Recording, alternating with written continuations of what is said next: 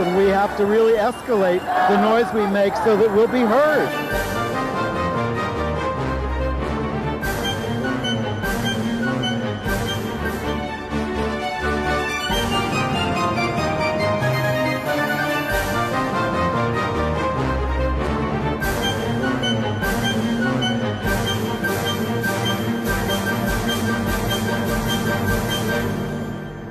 Welcome to Gay USA. I'm Andy Hum. I'm Ann Northrup. And quite a lot of news this week. Top of the news, Anita Bryant, the orange juice pitch woman who sparked the religious rights anti-gay backlash back in 1977 in Miami, has died. I suspect we have a history lesson coming up at the top of the show. At least that delays our necessity of talking about you-know-who.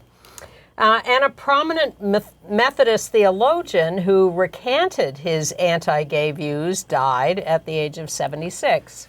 The U.S. House voted to ban transgender girls and women from girls and women's sports at federally funded schools. We'll have to see what the Senate does. The Los Angeles lesbian fire chief is fighting with the mayor and is, of course, attacked by the MAGA crowd. Brace yourself for Monday. Trump plans multiple regressive executive orders, including anti-LGBTQ ones. There could be hundreds. And, you know, they're getting a head start on some of this stuff.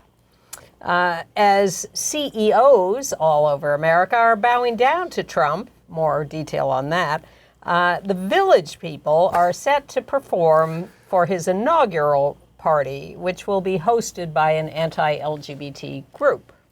Jeff Bezos' Amazon cuts support for LGBTQ rights from its website's policy page, and Meta's Zuckerberg, who we talked about last week, announces more anti-LGBTQ moves, Facebook fans. I can't get over his makeover. Very strange. The Supreme Court will decide whether it is constitutional for the Affordable Care Act to compel insurance coverage for all preventive medicine, including PrEP. A gay couple was beaten in Rome, sparking a big rally against anti-gay violence there.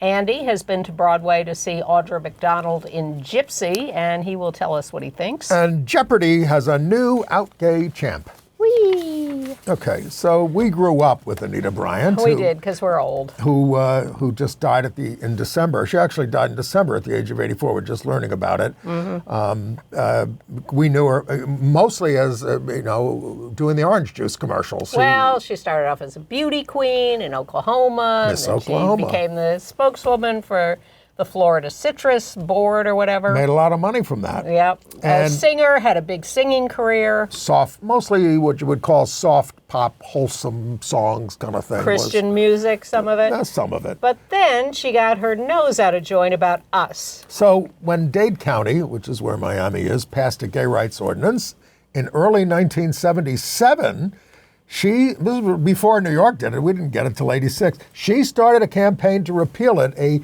nascent Christian right crusade called Save Our Children. It was, we thought, now, I have to say, back then, we kind of thought, Miami, Latinos, Jews, I mean, they're for us, right?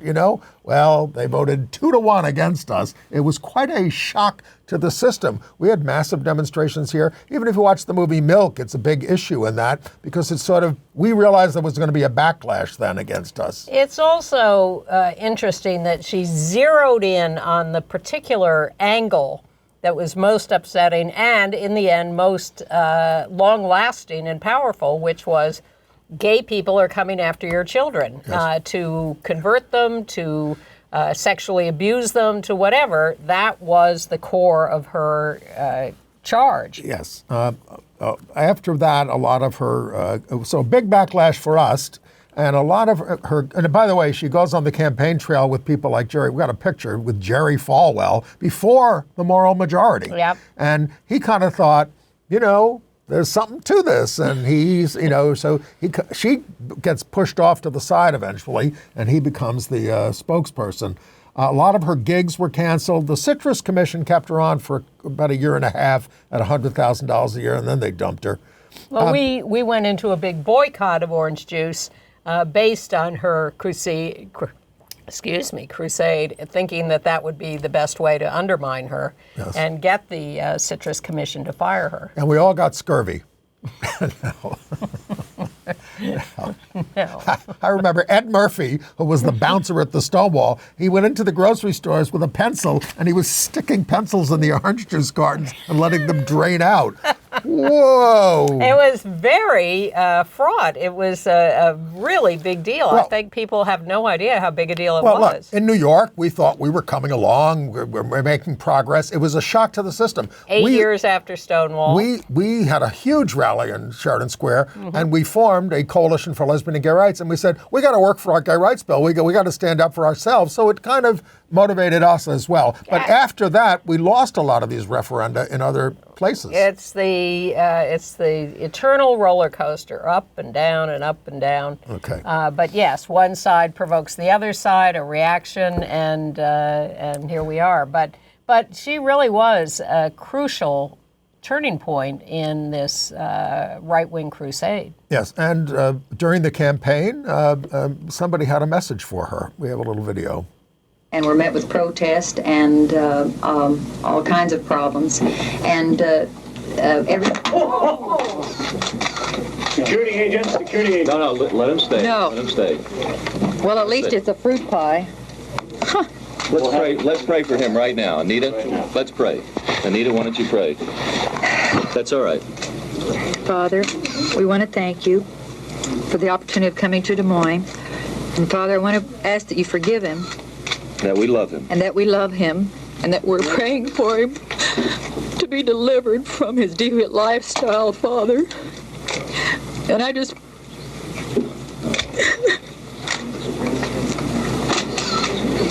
We forgive you and we love you. Thank you. Could we ask you to leave? I don't want this man touched or harmed in any way. I'll leave. All right, I don't mind. You have done your cause more harm.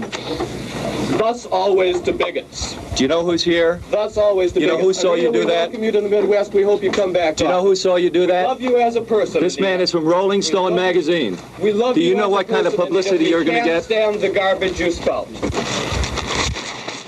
That's one of the most famous confrontations of all time. Absolutely. And we chuckle at it because of pie in the face, but the harm caused by her and her crusade is just inestimable. Now, she was sitting there with her husband, Bob Greene, who their marriage dissolved a couple of years later in 1980.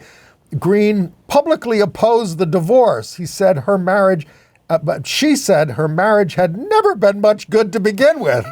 He blamed gay people on her downfall. He was rumored to be gay himself. I know. Well, I don't think we never confirmed proved that. But she ended up having a gay granddaughter. She did. And when the granddaughter came out to her, was Anita now full of love and support? No way! She told the granddaughter that she was perverted and should drop the lifestyle, and she just never gave up. Her name was Sarah Greene. Anita wrote a book in 1977, The Anita Bryant Story, The Survival of Our Nation's Families and the Threat of Militant Homosexuality. So she didn't pull any punches. She did try to recover her career, but it was only with kind of religious groups after that. Yeah. She was reviewed on television by the gay critic at the New York Times, John O'Connor, his name was. Nice guy. I met him in recent years. Yeah. And he said, she sounds like she's got a chip on her shoulder through this whole thing. Persistently hostile and aggressive. Yeah. Anyway, so Anita Bryant, unmourned, of course, by us, but an important figure. Incredibly important history. in our history. And given what I hear from people who know about don't know about things much more recent, I suspect that she's lost to history for most people. So a little history lesson and, brush up on your history of people like Anita Bryant. And I do drink orange juice now. Anyway. I know, Anyway. because it's not that good for you. Oh, well, neither are a lot of things that I put inside me.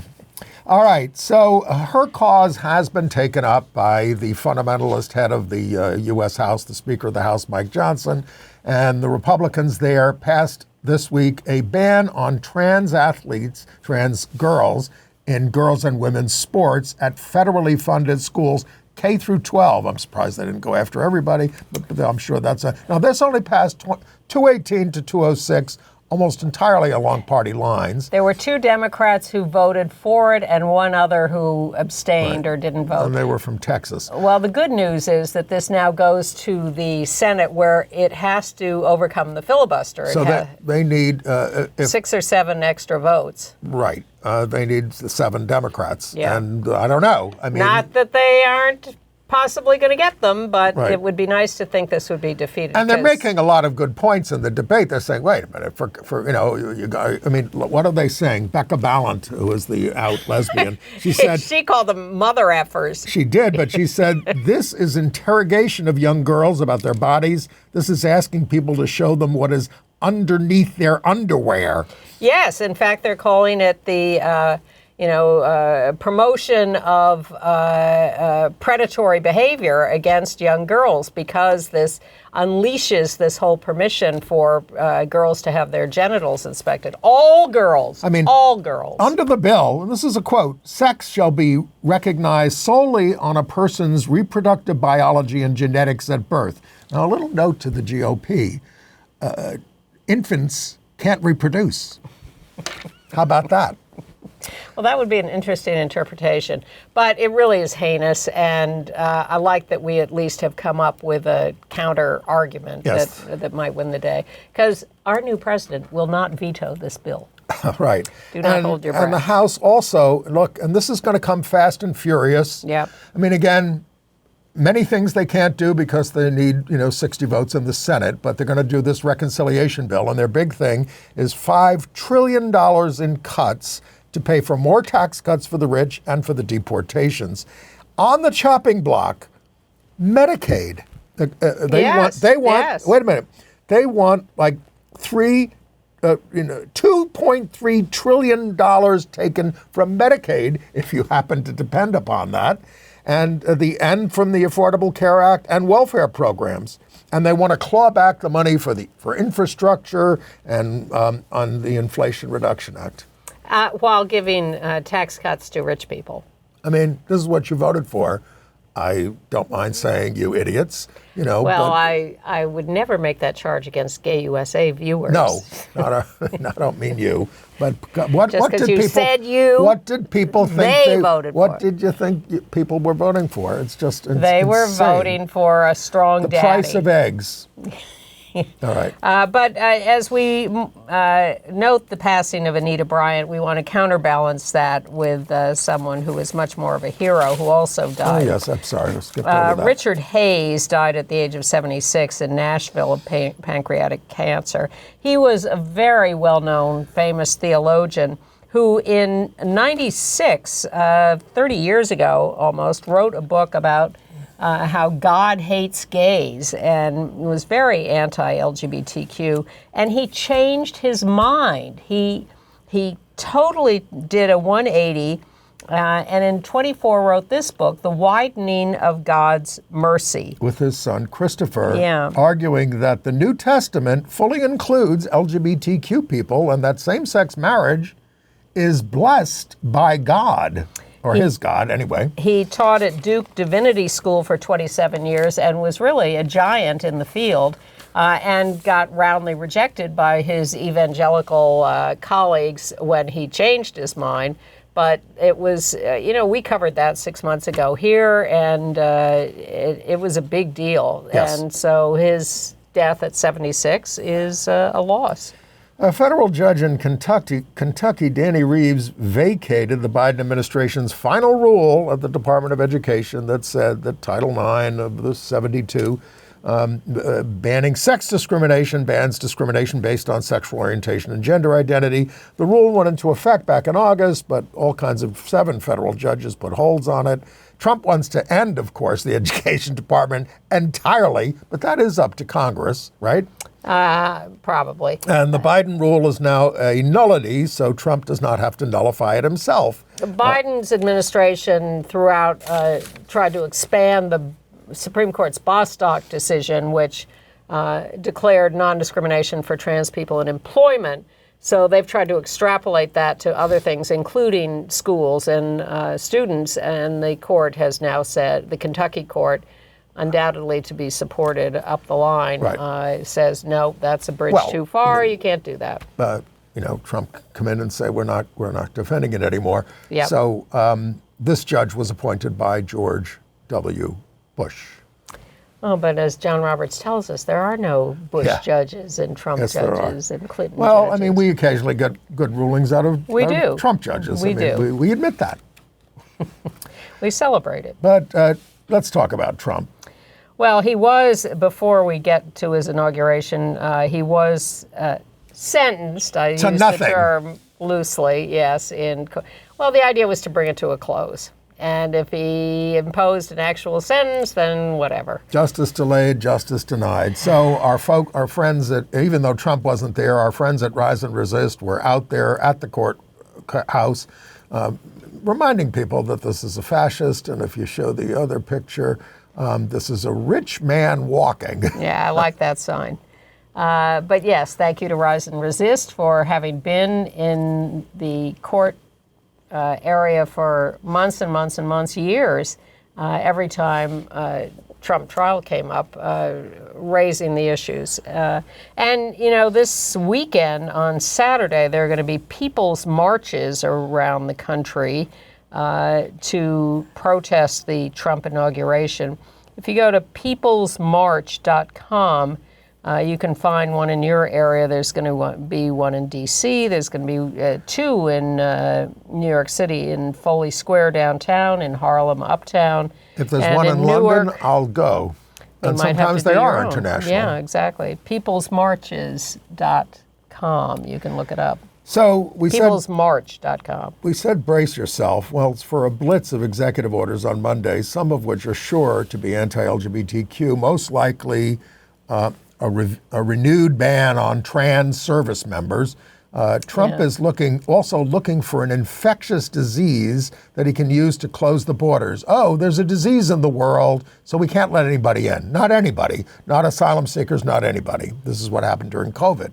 Did you watch the Hegseth hearing? I did. Me too. Depressing. In the hearing, a disturbing number of declarations of devotion to Jesus Christ for someone who was in a secular position, particularly with one who has a history of anti-Muslim animus and no less regard for those of us of no religion.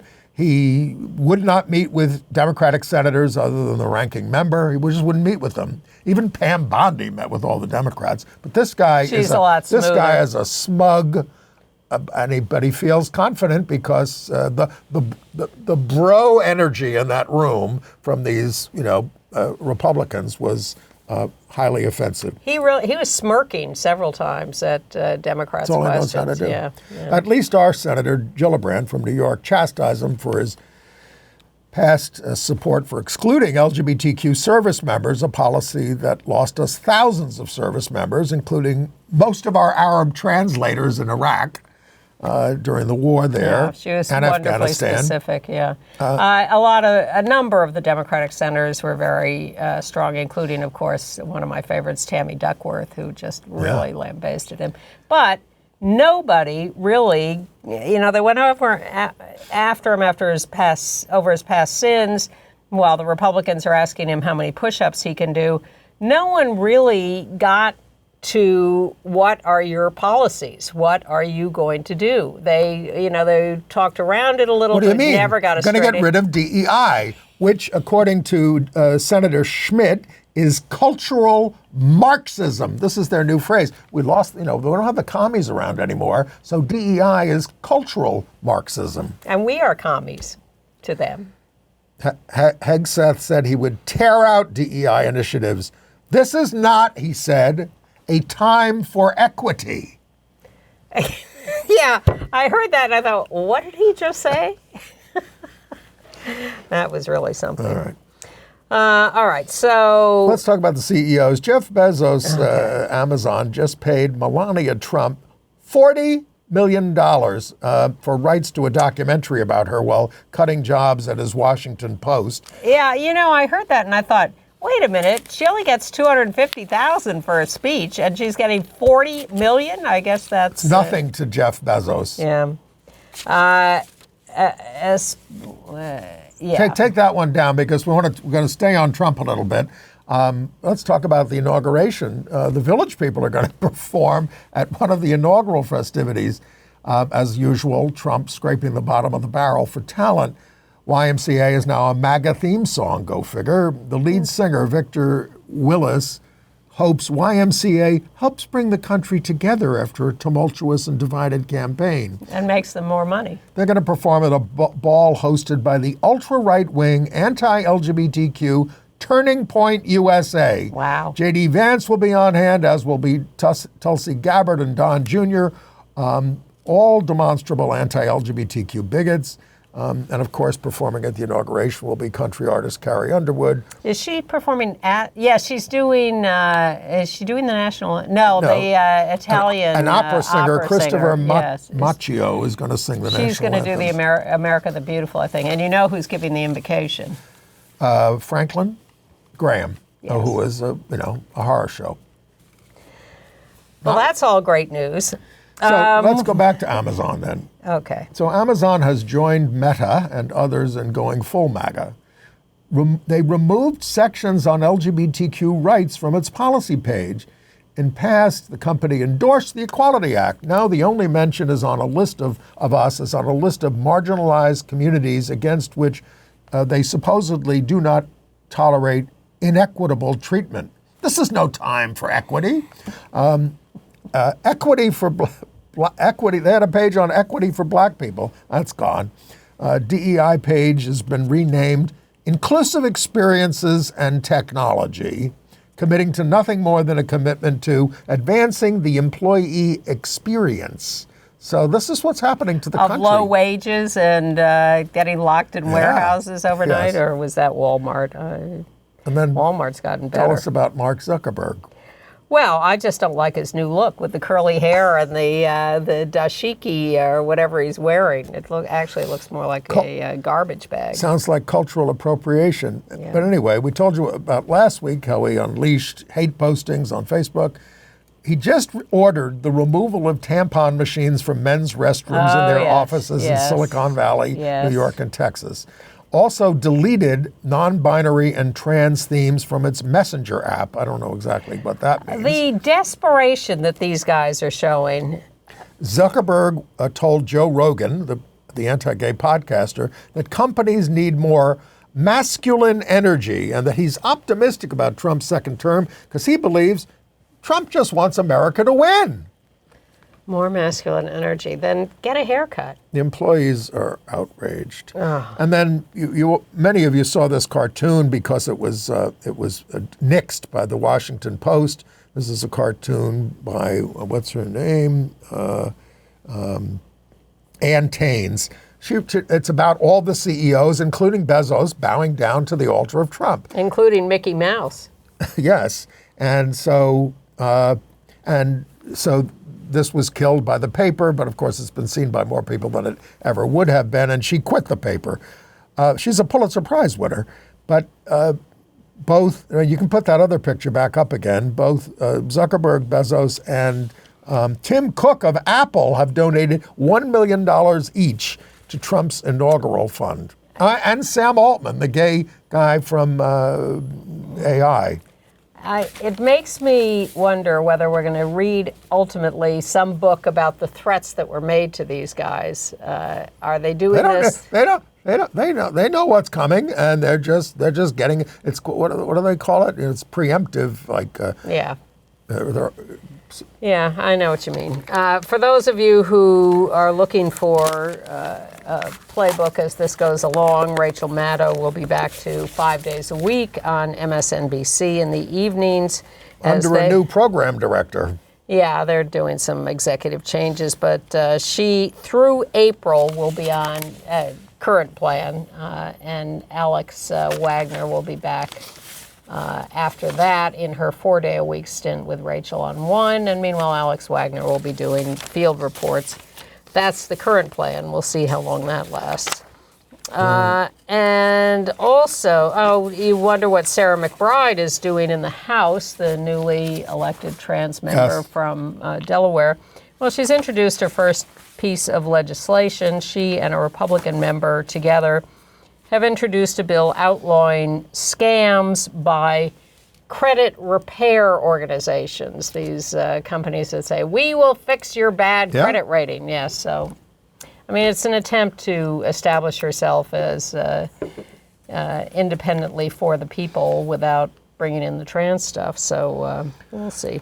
Well, I'd be curious what she said during the trans debate, or at the House, if they allowed a debate on the thing. I don't think much, but I don't know that for sure. We should check back on that. Okay. Meanwhile, the president currently, for a few more days, Mr. Biden, is busying himself with giving the Pope Francis, a Presidential Medal of Freedom with distinction. He's an American. He's a Latin American. Well, will Trump be incorporating all of Latin America into the United States? His nominees keep getting asked about that, and they dodge the question. Look, the Pope, on behalf of the poor, great. The Pope on LGBTQ people, not so good as people would like to think. He makes nice noises but don't add up to changing the policy of the Catholic Church, which is to condemn us as intrinsically disordered and evil. That is still gay love is policy wrong. of the Church. We'll talk about it later. I mean, we might as well now. The Italian bishops are saying, "Oh, you can still become a priest if you're gay. You just can't have sex." Well, nobody's supposed to have sex, but I mean, everybody does. That's the other thing. Both the heterosexuals and the homosexuals. Now, am I crazy? Don't answer that. Didn't we, some years ago, have this discussion about gay men could enter the priesthood if celibate? Yes, we did. How is this a new announcement? No, because in the interim, they basically said, but it's too big a risk. If they have the inclination, you know how they are, don't take them. That's what they were saying. Well, the new thing says, if they have the inclination, it can be okay if they only have a little inclination. If they have a big inclination, keep them out. Sex is a very powerful drive. And the whole thing is stupid to ask, human beings not to have sex for the rest of their lives. Well, now you're condemning the whole Catholic Church. I guess so. It's a pretty stupid. Come on, but it's totally hypocritical. Of course, it is. I know that almost all of them have hypocritical. sex. Now we're back to the U.S. Congress. Okay. All right. Meanwhile, the Supreme Court has agreed to hear a case about whether insurance companies under the Obamacare law can be mandated to provide coverage for all preventative measures. And this is everything, folks. This is like cancer screenings. This, of course, is PrEP, for HIV. And, of course, the people bringing the case saying, we don't want to encourage homosexuality, so we don't want to pay for PrEP. Please. Through our insurance companies. Yes, it's they're claiming a religious exemption. They're saying this violates our religious principles to have to give gay people preventive medicine to keep them from getting sick. But what they're basically saying is the Affordable Care Act has a panel that looks at the health needs of the country and makes decisions about what should be covered by the insurance companies. Mm-hmm. And they're saying, no, Congress has to mandate every single one of these things. They can't make these decisions. They're not authorized to do it. And that's the right wing's attack on government in general.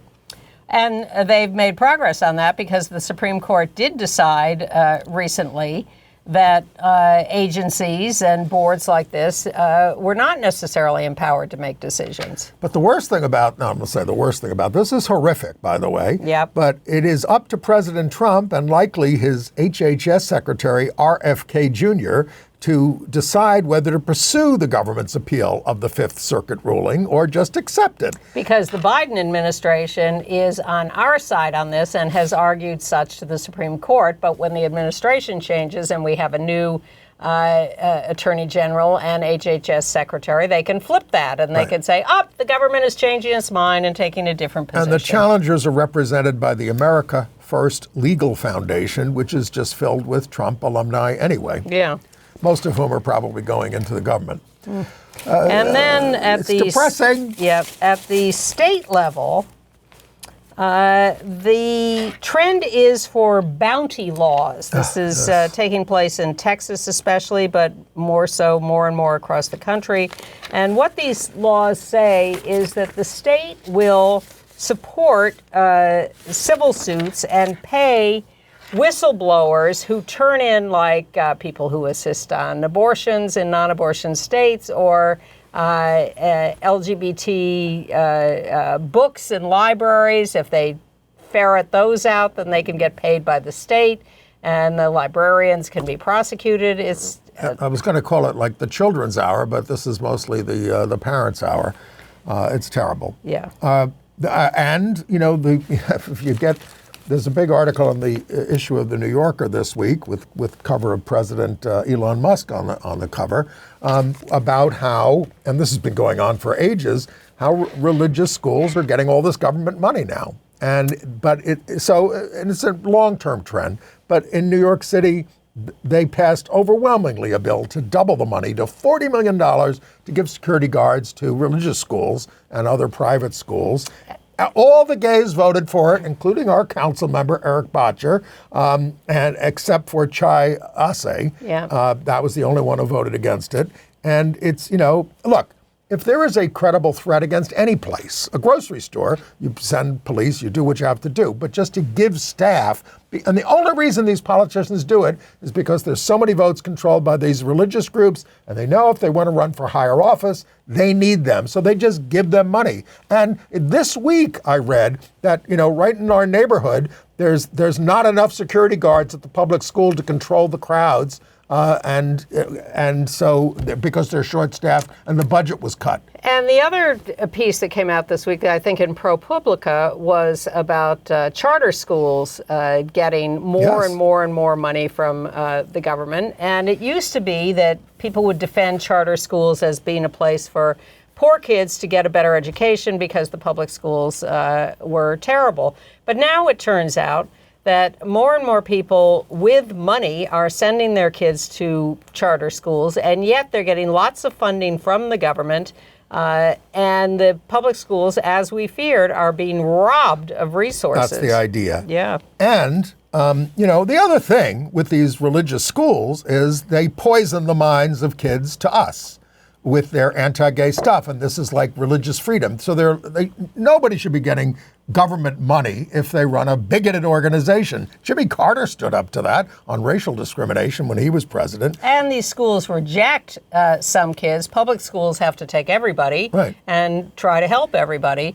But charter schools can be very selective. So on top of that, New York's ultra-religious yeshivas have filed a new civil rights complaint against the state saying, you're bothering us too much. You're interfering with our education too much. Send us the money, but stay out of our schools where we're not educating the kids to the basics. They're failing these kids. This is what makes us depressed about the state of the world. Yes. And meanwhile, they're fighting over that in L.A., where the fire chief is an out lesbian, Kristen Crowley. There she is on the left. In the middle of these fires, of course, what's happening? The right wing is blaming her as a lesbian for screwing up the fires. This is a DEI hire. She's unqualified, and she's messing it up. Now, she's completely qualified. She's been in the fire department for decades. She's a very competent fire chief, and she, in fact, has been very outspoken in saying that the city has been cutting back their funds for years, not giving them the resources they need, and that's a problem. The right wing wants to talk about anything but climate change, which is going to overwhelm us all, and not just fires. It's crazy weather. It's we're going to get flooded in New York. She's also gotten into an open fight with Karen Bass, the Yeah. mayor, saying that Tragic. her department is understaffed and underfunded. And they had a long closed-door meeting. Everybody thought she was going to get fired, but they came out in unity. But she continued her complaints about lack of resources. Yeah. Now, look, LA has, to repeat this, but if you watch Fox, you're not getting this. LA is a tinderbox. No rain for 7 months. The winds blew at 100 miles an hour. There's no amount of water, no matter how much water they had, was going to stop this. LA is not supposed to exist. It's only because they divert water from the Colorado River that it can exist in the first place. It should be a desert. And this is And it's becoming a desert again. Yeah. And horrible. And I feel for everybody out there. horrible.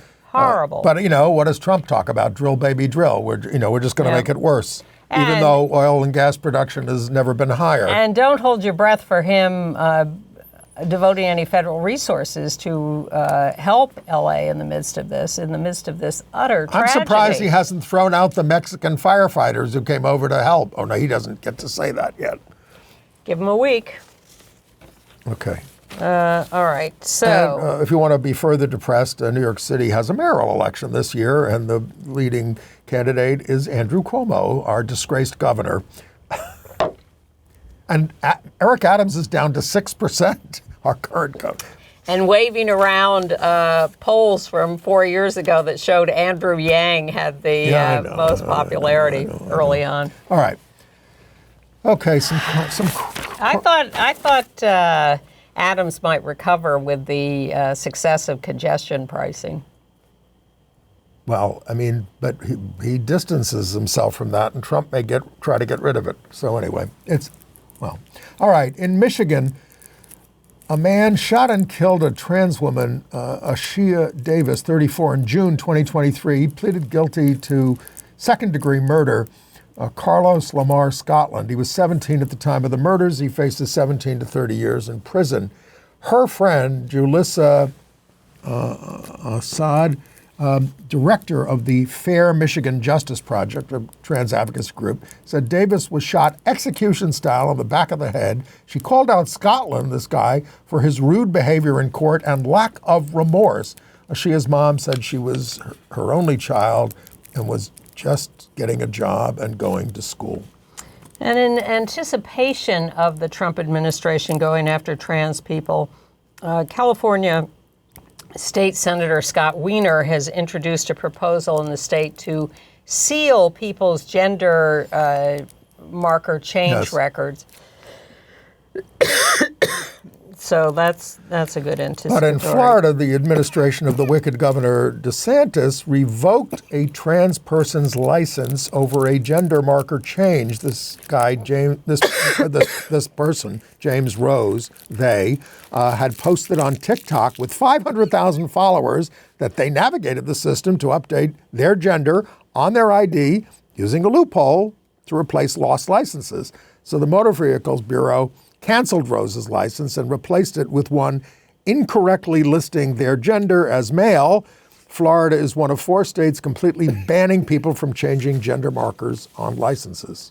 Also in Florida, in Delray Beach, Dylan Brewer, 19 years old, is going to have to pay $6,000 for the damage he did with his truck defacing a rainbow sidewalk. There he is. That was erected in memory of the 2016 Pulse massacre. He's charged with felony criminal mischief and reckless driving as he did multiple burnouts with his tires. His truck was flying a large flag reading President Trump. And this was a February 4th incident in which he nearly hit a man riding a scooter near the crosswalk. He was turned in by his friends, but somebody mounted an online fundraising campaign for him, saying his First Amendment rights were being violated, and they raised $36,000, mostly from anonymous givers. First Amendment rights? Yes. I have a right to deface Yes. First Amendment. Oh my well, God. there was something called the insurrection on January 6, 2021, too. How dare you? So he's supposed to do anger management, 12 months probation, 75 hours community service. The last punk to deface the crosswalk, Alexander Jurich in 2021, who was celebrating Trump's 75th birthday. That's where this comes from. Yep. He got 100 hours of community service in order to write a 25-page essay about the Pulse massacre. At his trial, his father said his son was a disappointment. The kid started crying. Local LGBT groups refused to work with him. They didn't want, I can remember when we used to have those debates. In New York City, they tried to assign people who had committed hate crimes to Hetrick Martin to volunteer, and Hetrick Martin said, we don't want them here. We were a gay youth agency where we worked. The state attorney general in Florida said they won't classify these as hate crimes because the intersection is owned by a municipality, not an individual. Okay. Unbelievable. Don't the crosswalks represent individuals? Please. All right. Well, we mourn the death of a much better person, out gay firefighter Gene Walsh. Also a paramedic. He was one of the founders of Fire Flag, which is back in the early 80s, I guess. And he went on the Joan. This is the gay. It was very hard to be a woman in the department. Very hard to be gay. And he went on the Joan Rivers show. And here's the exchange. Were you gay when you joined the firefighters?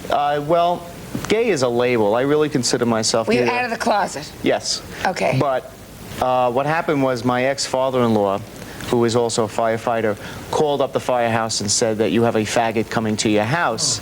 What? And, Go back. when you We're coming out of probie school. right, your ex-father-in-law called him up and told him you were gay. Right. Oh, all right. And the captain told him that he's got to prove himself as a firefighter, and no matter what. And 6 months later, I heard about that story. For 6 months, the guys did not harass me. There was nothing. And I didn't even know it existed until one day, we were at a party and somebody asked, well, how long have you been gay? And I was like, devastated. And they said, well, yeah, so-and-so called. And That's wonderful. That's lovely. I was flattered. It's and it shows the true emotions of firefighters, that they're dedicated to helping each other. Yeah. Well, let's hope so. But unfortunately, Gene, not too long after that, suffered a very debilitating stroke and ended up, having to use a wheelchair all the time. But yet he was a constant presence at Irish events, gay demonstrations, parades, including St. Pat's for All and the Fifth Avenue Parade. So, he hung in there even after his terrible stroke. There he is with a bunch of Irish activists. Brendan Fay, Danny Drum, and others. Loving husband, Danny Levins, who predeceased him. Yeah. Okay. As the Texas legislature opens its... Oh, wait a minute. We shouldn't go to that first. We're going... I was interested for this note about David Mixner, who tried a while ago. He asked to be buried on Hart Island. Which is for when they don't have anybody picking up the body, basically. Yeah, and a lot of people with AIDS were buried on Hart Island, hundreds and hundreds during the height of the epidemic because their families wouldn't acknowledge them, and he wanted to be buried there, which I thought was very interesting. Yep. And tell us about Governor Tina Kotek of Washington. Kotek. Tina Kotek is the first out gay governor, followed closely by Maura Healey in Massachusetts. It's her on the right in this picture. And she, in this picture, is swearing in the out bisexual Dr. Elizabeth Steiner as the state treasurer of the state of Washington. Dr. Steiner is the first LGBTQ person in this position as state treasurer and the first woman. She's a family physician and former legislator. She is dedicated to helping kids and families, very, very popular. And the report is that there was a thunderous ovation in the legislature when this swearing-in ceremony took place. It sounds really cool. And very well received in the Texas legislature, at least by some people, was as they opened their 89th session in Austin, the House Democratic whip, Venton Jones, got down on one knee. Venton is the guy on the left, and proposed marriage to his longtime partner, Gregory Scott Jr. Jones is the vice chair of the Texas LGBTQ caucus.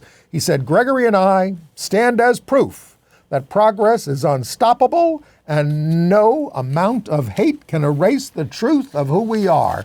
And that's what's going to have to happen. You know, both personally, it's tougher in Texas, but also, you know, we're going to have to work through the states to well, it's it's part of the wave right now of people getting married as fast as they can before the Trump administration takes office, and everybody starts bringing petitions to the Supreme Court to overturn the federal right to same-sex marriage. Right. All right, international news. Well, in Rome, a gay couple was attacked on New Year's Eve in the Malatesta area. As they walked hand in hand, they were attacked by 10 people for 15 minutes. Stefano and Matteo had to walk to the ER because no ambulance was available. Stefano had head trauma, broken nose, swollen face, a lot of anger and fear, though he managed to defend himself. Sound under. So what this is, this sound under. Okay. So they spoke they were at a rally and they were giving an interview. And in the video, they're saying, if you live in fear, you don't go anywhere. You've got to turn the sound down. You are always free. Love must be free. Love must be lived. And you feel about expressing yourself. We are free to express you. We continue to do so. And then there was applause and a kiss. And so a ton of people turned out for this. Yes. In Canada, Vancouver Island University players are boycotting games against Columbia Bible College because the Columbia Bible College coach condemned a trans player, Harriet Mackenzie, on the Vancouver Island team. And then players from the Columbia Bible College attacked her. This is a basketball team. So the Vancouver Island University is standing up for its trans player. Well, it's a huge controversy. I mean, the Bible College is accusing the other team of defamation. So it's gotten quite ugly. Well, Canadian law protects trans athletes and women in girls' sports. I know they're trying to undo that in the United States, but that's where they stand. And how will this play out if the conservative leader, Pierre Poilievre, 45 years old, becomes the new president of Canada? Well, he's the Trump of Canada, and the election could be in the spring now that Trudeau has resigned as chair of the party. He's going to stay on until, his own party can get a new prime minister. But this guy's 45, fiercely anti-immigrant in contrast to Trudeau. But pro-abortion and pro-same-sex marriage. Well, that's right. He does support abortion rights. But he is very combative at what he calls utopian wokeism. He was ejected from the parliament for calling Justin Trudeau wacko. Yeah. And in France, the neo-fascist leader Jean-Marie Le Pen of the National Front Party has died at 96. He downplayed the Holocaust, compared homosexuality to pedophilia, just like David Mamet, the playwright, and was so extreme that his right-wing daughter, Marine Le Pen, who succeeded him as leader of the party in 2011, banned him and changed the name to the National Rally. He advocated forcibly isolating PWAs in 1987.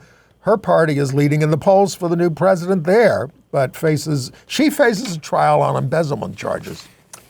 Did we talk last week about the Constitutional Court of Lithuania overturning their no promo homo law? I think we did at some point, Okay, yeah. well, that was good. Yes. They said it was an unconstitutional violation of human rights. And finally in Canada, Yes. Hyundai, the auto manufacturer, has put out an ad that's getting a lot of attention, but because it's a commercial ad, we'll link to it in our show note and not show it here. But and you can get our show note by writing, go on our website and sign up, and you get a weekly email with what's going to be on the show and these extras. KUSATV.org. The ad shows a very well-known, prominent lesbian hockey couple, ice hockey players. And that's Brianne Jenner and Haley Cudmore. and shows them, one of them driving the car, and there's a sign that says baby on board, and it shows their little baby, but then it pans over to the other hockey player asleep in the back seat. The Hyundai Tucson, which is the name of the car, has a new thing called baby mode, which means it brakes gently and it accelerates gently and it doesn't wake anybody up. Riders in my car would appreciate that. All right. Entertainment news? Well, a little AIDS news. I mean, should we talk about what journalist Mark King exposed this week? Sure. Yeah. So a bunch of leaders of HIV service organizations filed onto an amicus brief saying, siding with Gilead scientists, which is being sued by HIV/AIDS activists on behalf of 24,000 people who use an HIV drug with unnecessary side effects. The point is that Gilead held back the new drug, which has less side effects, and people kept having to use this thing. This is being led by people like Peter Staley and others in the California courts. Let me clarify a little. Gilead makes a drug. Yeah. It's TDF. Yes. And that's the first drug of its kind, but it has a lot of side effects. And then they come up with a new drug, a new version. But the patent has not run out on the first one, and they want to keep making money off of that. So they don't release the new drug yet. For several years, they keep making available only the less good drug that has side effects. So finally, the new drug comes out. And now AIDS activists are suing Gilead for withholding the new drug.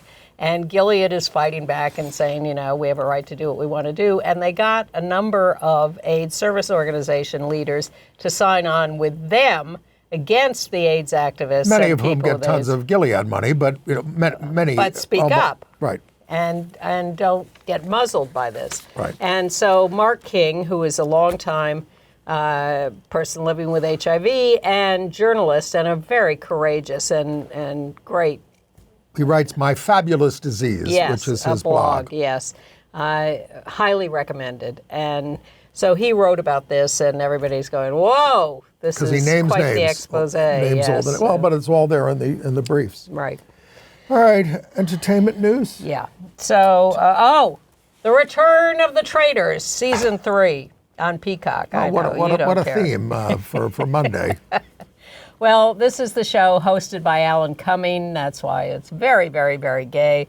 I would recommend season 2, which was great, but it started off with Peppermint, drag performer, being the first one voted off the castle, and that was a big scandal because, it looked quite discriminatory. So this year, to make up for it, they have like 6 out LGBTQ players, and we've all been looking forward to it, but it is a mess so far this year. No one has any strategy. No one knows how to talk to each other. They need you. Well, all they had to do was look at seasons 1 and 2. How could they not have figured it out? So I assume they will get themselves organized as they go along, but meanwhile, they are being mean to the housewives participants. So there's Bob the drag queen, there's Bob Harper, the fitness guy, Chriselle Staus from Selling Sunset. Where do you see this show? Ivor Mountbatten. Oh, really? Yes. Ivor Mountbatten is the gay member of the royal family. Exactly. Peacock. Traitors. The Traitors.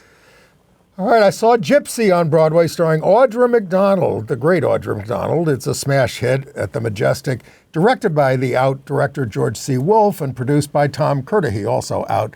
The book is by Arthur Lawrence and lyrics by Stephen Sondheim. A lot of gay collaborators. Mostly dead. Though Julie Stein wrote the music and he was not gay. So the show is from 1959. I like the movie with based Roz on a Russell. memoir of the striptease artist Gypsy Rose Lee.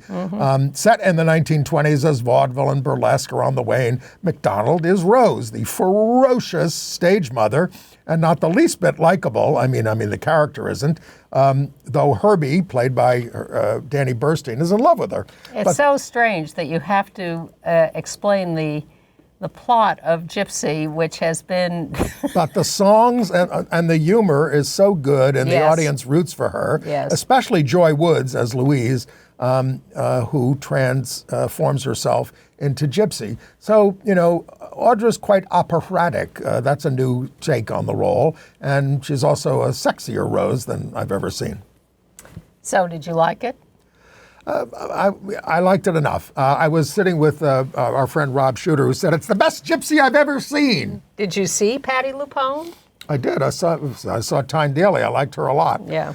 Well, I will repeat and brand myself as a Philistine that I liked Rosalind Russell in the movie. No, sure. Yeah. So Jeopardy held its second chance tournament for losers who played well and came close, and the winner was outgay Drew Goins. He's a journalist from Hawaii. He's an editor at the Washington Post. But on the final Jeopardy, the answer was Tinder, and he writes it Tindr, very much like Grinder. They don't challenge you for spelling, but everybody said gay. And so he also regretted missing a Taylor Swift question, but he spelled it anyway. He's put up the other picture of him. He's not hiding. What is this T-shirt? I'll take being cute for $200. He leads a very openly gay life. He was a fantastic contestant. And he is cute. And he's become quite a crowd favorite. Well, good. A nice guy, evidently. I guess so. He gets all over the world, for God's sakes. Okay. For a Washington Post newsletter editor. Congratulations, Drew. There's a new book out, Jimmy, The Secret Life of James Dean by Jason Colavito. And one of the stories in it was that James Dean told Liz Taylor when they were making Giant together that he had been molested by a priest when he was 11 years old. Now, Kevin Sessom said Liz Taylor told him this story 30 years ago, and he wrote it, I guess. But here it is again, if you want to read it, in Jimmy, The Secret Life of James Dean. The BAFTA nominations are out. These are the British Film Awards. They can't come up with the Oscars because of all the LA trouble. And Amelia Perez is still on a roll with 11 nominations, well, not the most, but a lot, including Best Film and Best Actress for trans actress Carla Sofia Gascon. Selena Gomez and Zoe Saldana were nominated for Best Supporting Actress, also of LGBTQ interest. Daniel Craig, Best Actor for Queer. He's not, but the role is. And Willem Harper for Best Documentary with Will Ferrell and his trans friend, Harper Steele. Yeah. And out actor Coleman Domingo was nominated for Best Actor for Sing Sing. Out actor. He's gay, the role isn't. Got that? And former guest on Gay USA. So I'm not going to be here next week. Marin will be here. Yes. I hope the Republic will be here when I come back. Well, Marin and I will dissect the inauguration and everything around it and after. So that'll be next week here on Gay USA. And you're just taking a quick trip across the pond, and you'll be back the week after that. So thank you. Batten down the hatches. Buckle up. The worst is yet to come. But we'll see you next week. Right.